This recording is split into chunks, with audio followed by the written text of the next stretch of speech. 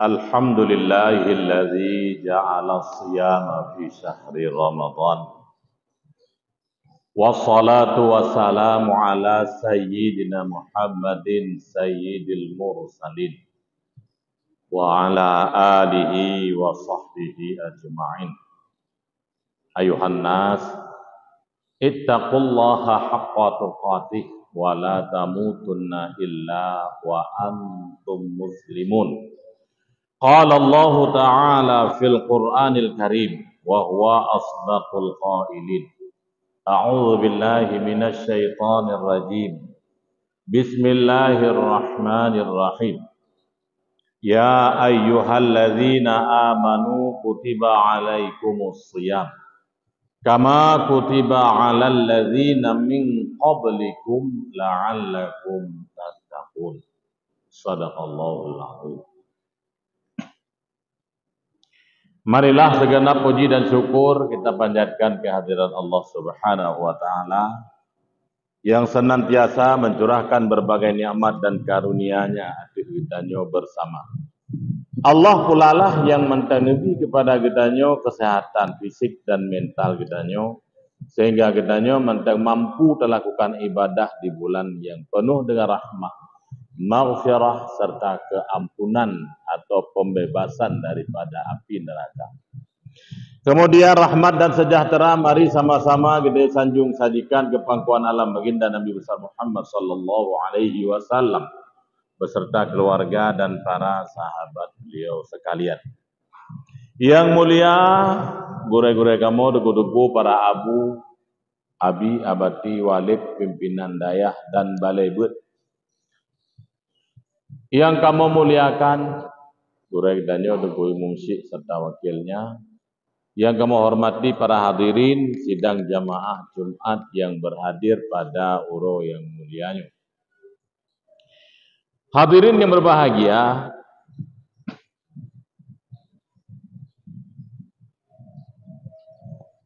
apabila datang bulan Ramadan,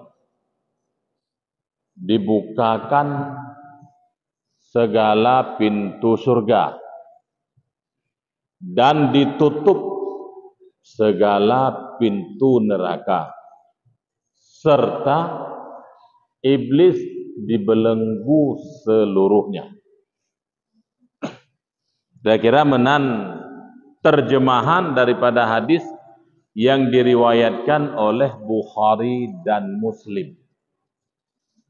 Apabila telah tiba bulan Ramadan, dibukakan segala pintu surga, ditutup segala pintu neraka, dan iblis dibelenggu seluruhnya. Hadirin berbahagia, pakiban pengertian daripada hadis yang diriwayatkan oleh Bukhari dan Muslim tersebut. Sementara kita nyokalan di dalam bulan Ramadan pun terjadi perbuatan-perbuatan maksiat. Antara lain, di dalam bulan Ramadan banyak kita jumpai orang yang tidak berpuasa dari kalangan muslim.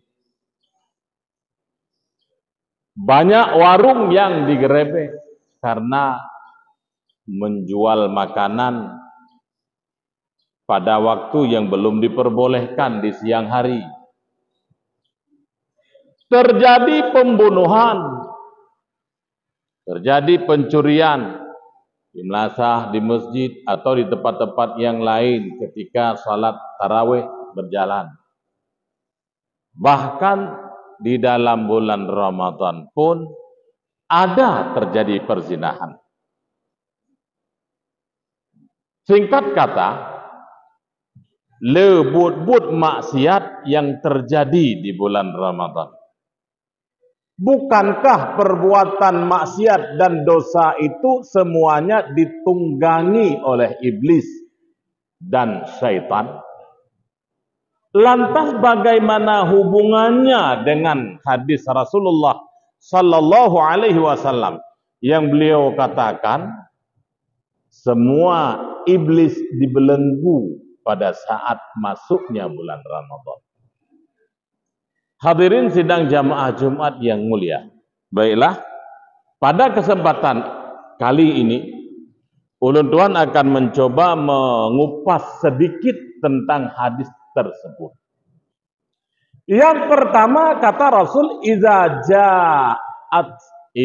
ja'at Ramadhanu. Apabila datanglah bulan Ramadan,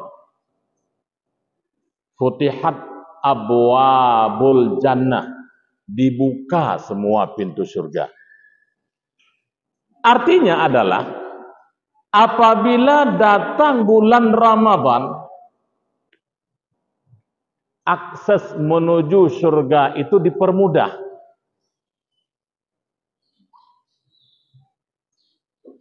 Allah Subhanahu wa taala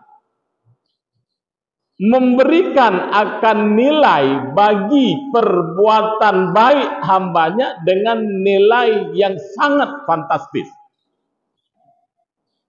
Ini kira-kira tafsir yang ulun tuan bacakan mengenai hadis yang dimaksud tersebut. Satu kebaikan yang dikerjakan di bulan Ramadan ini dibalas dengan balasan yang sangat besar. Disebutkan di dalam Al-Quran, man ja'a bil hasanati falahu asyru amsalihah. Barang siapa yang mendatangkan dengan satu kebajikan, maka dibalaskan baginya dengan 10 ganjaran. Itu untuk bulan-bulan yang lain. Untuk bulan Ramadan lebih dari itu dibalas oleh Allah Subhanahu wa taala. Dalam hadis qudsi Allah berfirman, kullu amali bani adam lahu illa sauma, as-saumu li wa ana ajzabi. Kita angkat yang puasanya saja. As-saumu li, puasa itu untukku kata Allah. Wa ana ajzabihi, dan aku yang akan membalas puasa hambaku itu. Hadirin berbahagia, terbaca daripada hadis itu bahwa nilainya tidak tersebut nominal. Yang melalui hadisnya hanya disebut nominal, padum dibalas oleh Allah. Itu terserah Allah. Ini menandakan bahwa akses menuju surga Allah itu dipermudah.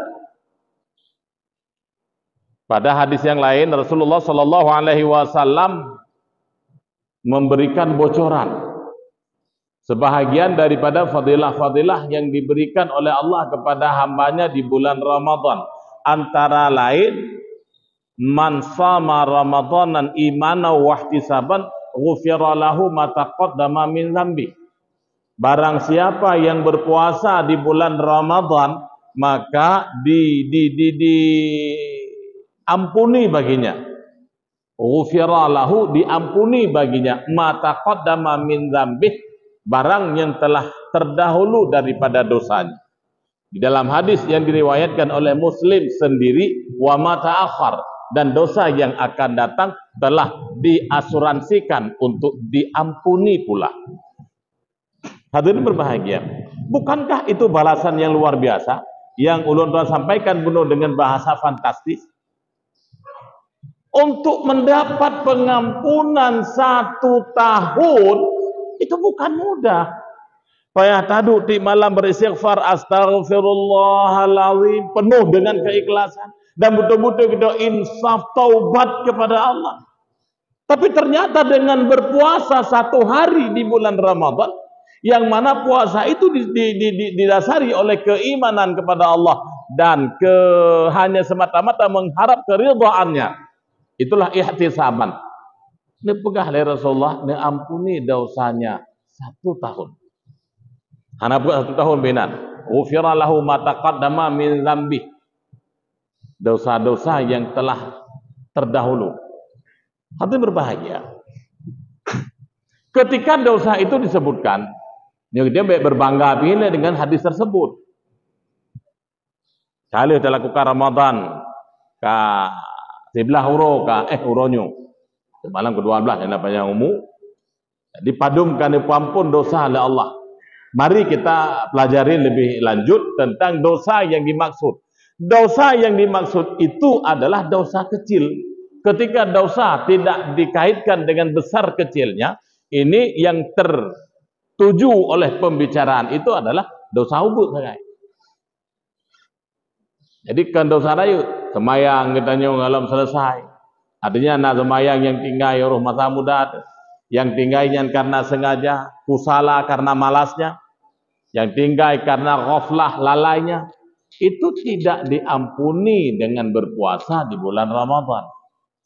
Sebagaimana orang yang dia puput ibadah ke tanah suci Makkah, kemudian singgah di Madinah, lanjut ke Baitul Maqdis, ini Allah berikan kepadanya dengan balasan yang berbeda-beda menurut tempat yang kita kunjungi dari 3 masjid itu. Tersebut di dalam riwayat, barang siapa yang salat 2 rakaat di Masjid Nabawi di Madinah, barang siapa yang sembahyang 2 rakaat di Masjid Nabawi di Madinah, maka Allah memberikan balasan kepadanya seperti telah berbuat 1000 kebaikan.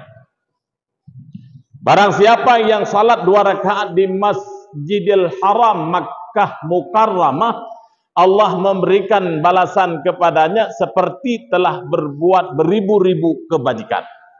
Dan barang siapa yang salat 2 rakaat di Masjidil Aqsa di Palestina, Allah memberikan balasan kepadanya seperti telah berbuat kebaikan 500 kebaikan. Jadi bagi urung-urung yang kalian nelangkah ke tanah suci, kalian semayang di Masjid Nabawi di Madinah, kalian semayang di Masjidil Haram di Mekah, atau kadang kalian nijak travel, kalian nijak Masjidil Aqsa di Palestina, luar biasa kebaikan yang Allah berikan. Tapi ingat, bukan yang dimaksud di situ mengampuni dosa-dosa besar, tidak. Hadirin yang dirahmati Allah Subhanahu wa taala, ini yang pertama, yaitu yang dimaksud dengan futihat abwabul jannah, artinya adalah akses menuju surga itu dipermudah. Makna dipermudah oleh Allah taala yaitu dengan dijanjikan balasan dengan balasan yang besar. Lebih-lebih dengan balasan yang Allah berikan kepada ibadah salat tarawih. Barang siapa yang berbuat salat tarawih pada malam pertama, Allah Nabi balasan kepada urungnya seperti hari di mana ia dilahirkan oleh ibundanya tanpa membawa beban dosa sedikit pun. Barang siapa yang tarawih pada malam kedua, maka Allah memberikan balasan kepadanya seperti Allah mengampuni dosanya dan dosa kedua orang tuanya jika ia beriman. Jika orang tuanya itu mukmin. Barang siapa yang beribadah salat tarawih pada malam yang ketiga, maka Allah Subhanahu wa taala memberikan balasan kepadanya, memberikan pahala seperti ia telah membaca 4 kitab suci, Taurat, Injil, Zabur dan Al-Qur'an dan seterusnya.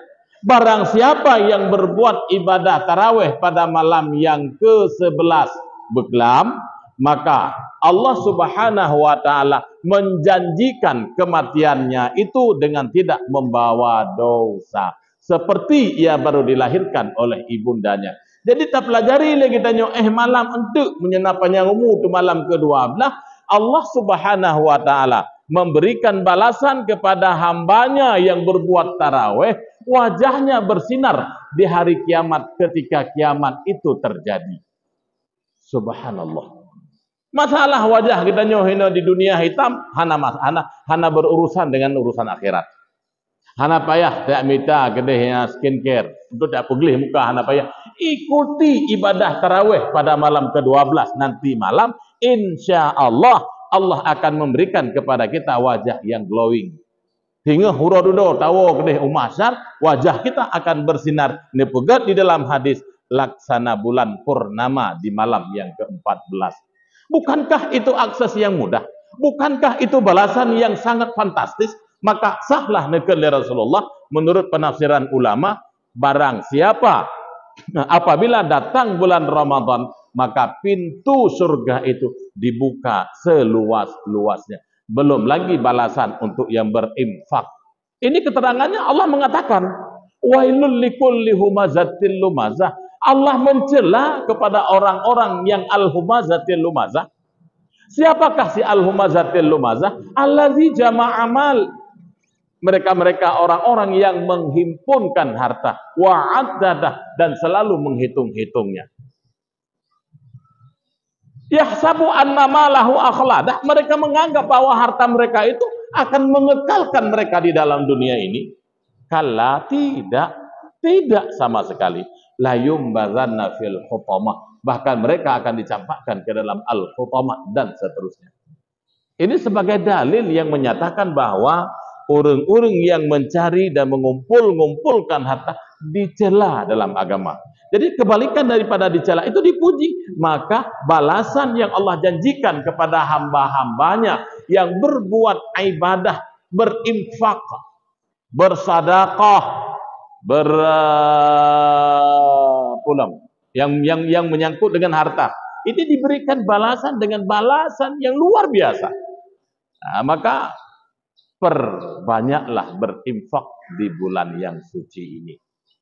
Hadirin sidang jamaah Jumat yang dirahmati Allah Subhanahu wa taala, kita lanjutkan. Kemudian istighfar, kemudian ada qiraatil Quran, baca Quran, kemudian ada khatmil Quran, mengkhatam Al-Quran. Bukankah itu semua mahar untuk menuju surga? Nah, maka yang kedua itulah yang dimaksud. Yang kedua, wa futihat, dan ditutup semua pintu, wa ghuliqat, dan dikunci semua pintu neraka. Bagaimana pengertian pintu neraka dikunci? Akses ke neraka itu dipersulit. Akses ke neraka dipersulit. Wa man jaa bis sayyiati fala yujza illa mithlaha wa hum la yuqlamun. Dan barang siapa yang berbuat satu keburukan, maka tidak dibalas baginya melainkan satu keburukan itu, dan mereka tidak pernah dizalimi. Bagaimana makna ditutup pintu neraka serapat-rapatnya? Akses menuju neraka itu dipersulit oleh Allah Subhanahu wa taala. Hana mudah, kecuali memang bagi urung-urung yang kaatekane khatam oleh Allah. Atekane khatam artinya hanali menerima kebaikan untuk dirinya. Maka yang kedua ini erat kaitan dengan yang ketiga. Dan dibelenggu, syaitan dibelenggu seluruhnya. Bagaimana makna syaitan dibelenggu seluruhnya? Sementara yang lu sampaikan di awal belum terjadi. Maksiat terjadi di bulan suci. Bagaimana pengertian syaitan itu dibelenggu seluruhnya? Artinya, bagi orang-orang yang betul-betul puasa karena semata-mata keimanan dan semata-mata berharap ridha Allah, maka syaitan tidak mudah mendatanginya. Walaupun terjadi maksiat di bulan suci, tapi angkanya itu sangat sedikit. Ini maknanya. Ya udah pegah syaitan itu dibelenggu, sungguh dia tidak bisa bergerak. Artinya bagaimana pengertiannya? Ya, tidak mudah bagi syaitan untuk menggoda manusia pada bulan suci Ramadan. Angka kriminalitas berkurang walau terjadi. Berkurang. Nah, nyamban kira-kira penafsiran yang ulun tuan bacakan tentang hadisnya. Karena untuk penafsiran yang terakhir, yaitu syaitan dibelenggu seluruhnya, yang dapat boh penafsiran. Cuman yang masyhur yaitu tidak mudah bagi syaitan untuk menggoda manusia di bulan suci.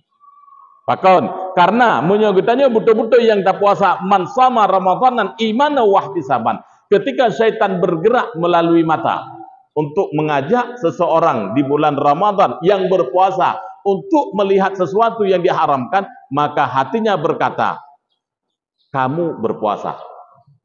Artinya saya berpuasa. Ketika diajak oleh syaitan untuk berbuat sesuatu melalui tangan, maka tangan berkata, saya berpuasa. Demikian pula dengan telinga. Ketika diajak oleh syaitan untuk mendengarkan sesuatu yang bisa membatalkan pahala puasa, telinga berkata, saya berpuasa. Nyanban kira-kira pengertiannya. Hadirin sidang jamaah Jumat yang dimuliakan Allah Subhanahu wa taala. Maka di dalam bulan puasa, nyo menyerta pegat perumpamaan bulan puasa ini seperti bulan di mana suatu kompetisi. Sebuah perlombaan itu sedang dilangsungkan. Jadi le cabang yang diperlombakan. Dan ketika di babak awal, nyo le atlet yang ambil bagian dan ikut serta di dalamnya. Kemudian pada babak yang keduanya, ini banyak pula yang telah berguguran. Dan pada babak yang ketiganya, hanya orang-orang pilihan yang menjadi sang jawara, yang menjadi pemenang. Demikian pula dengan Ramadan. Ada cabang tilawah Quran yang dipertarungkan, ada cabang sedekah infak yang diperebutkan, ada cabang yang istighfar dan lain sebagainya, ada satu yang bergengsi yang dipertaruhkan, yaitu cabang siamun atau puasa. Maka untuk menjalankan akan suatu kompetisi dan perlombaan tentu butuh latihan awal. Perlu latihan itu.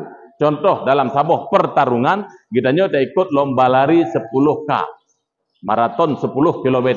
Yang di awal tengku, walaupun startnya luar biasa peserta cukup jai. Kemudian kita tersikut kiri, tersenggol kanan, senyum paling. Mutinggung ngenggop, bedah senyum loh. Fakat karena mentang stamina tengah fit. Keadaan kita yang mentang betul-betul bersemangat untuk mengikuti perlombaan. Giliran kilometer kedua. Habis tambah kilometer kedua sudah mulai kelelahan. Yang tidak pernah ikut latihan, yang tidak pernah ada arahan dari sang pelatih, maka pada kilometer kedua apabila tersenggol mungkin mengeh di kurung yang tinggung. Demikian pula dengan Ramadan. Allah memberikan 2 bulan kepada kita, bulan persiapan, yaitu bulan Rajab dan bulan Sya'ban. Di awal Rajab kita sudah memohon kepada Allah, Allahumma barik lana fi Rajab wa Sya'bana wa balighna Ramadan. Ya Allah, berkatilah kami di bulan Rajab dan bulan Sya'ban, dan sampaikan kami di bulan Ramadan. Insya Allah, alhamdulillah katruh bulan Ramadan. Kita cuma tinggal menunggu siapa yang betul-betul nagi ikut latihan dasar di bulan Rajab dan bulan Sya'ban. Artinya begini, menyoba bulan Rajab nata ikut puasa sunnah. Bulan Ramadan tidak ada masalah dengan puasa wajibnya. Di bulan Rajab kita sering melakukan infak sedekah. Di bulan Ramadan itu sudah terbiasa, tidak menjadi suatu beban dalam jiwa kita. Di bulan Sya'ban kita tingkatkan akan intensitas ibadah. Kita tingkatkan akan kebaikan. Di bulan Ramadan biasa-biasa saja. Apakah kalina latihan awal.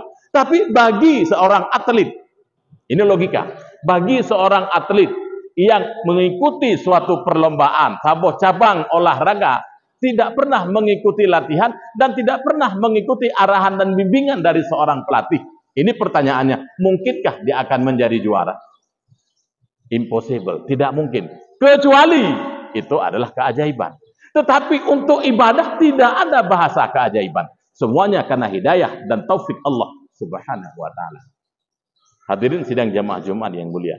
Mudah-mudahan Ramadannya getanyo yang kali tak ikuti 2 bulan pelatihan, kali pemantapan secara psikis, secara kejiwaan dan secara zahiriah, secara lahir batin kita siap. Mudah-mudahan, amin ya Allah. Ramadannya getanyo akan menjadi pemenang dan takwa yang dijanjikan dengan ayat yang dibacakan di awal.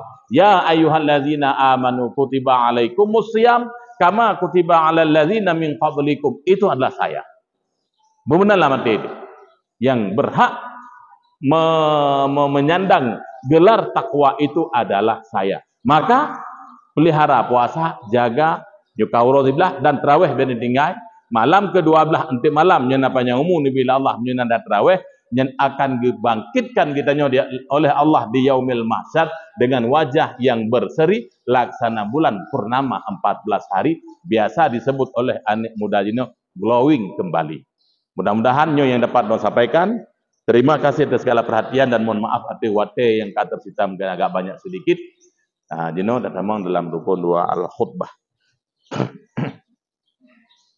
Alhamdulillah Alhamdulillahi Rabbil Alamin.